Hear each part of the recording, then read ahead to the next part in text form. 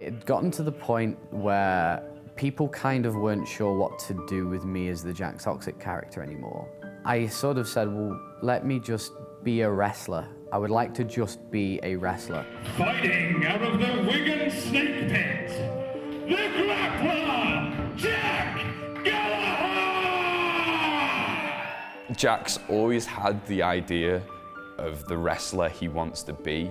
In fact, I remember him being about 17, 18, he came up to me and he said, look, I'm going to be, as a singles wrestler, I want to be the wrestler. And this is back at a time where there was a lot of baggy plevers, a lot of gimmicks, a lot of high spots. And Jack said, I just want to be an authentic British wrestler.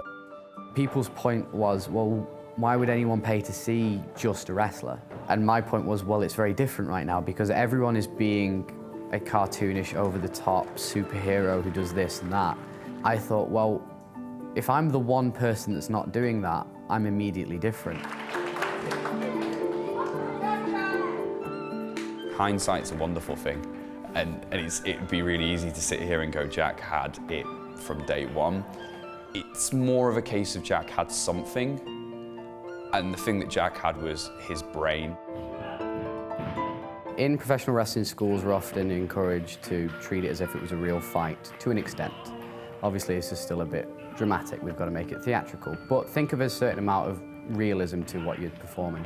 The problem is a lot of people haven't been in real fights outside of perhaps arguing over a girlfriend in high school.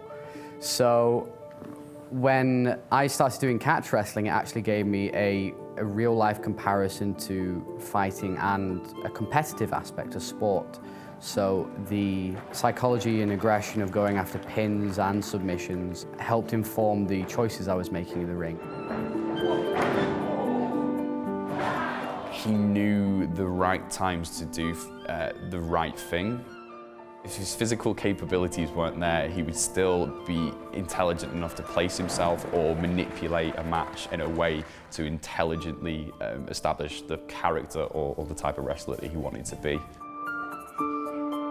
Slow but surely he was wrestling bigger and better people, like Joel Redman from down south, who'd come up specifically because Futureshock had decided that they wanted him to wrestle people that weren't in the bubble.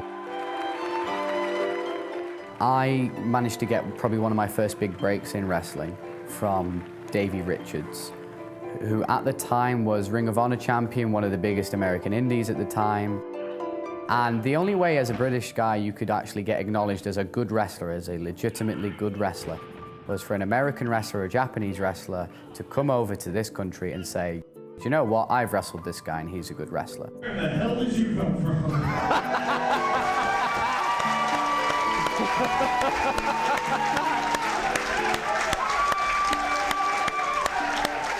This company and this country's wrestling is in very, very good hands.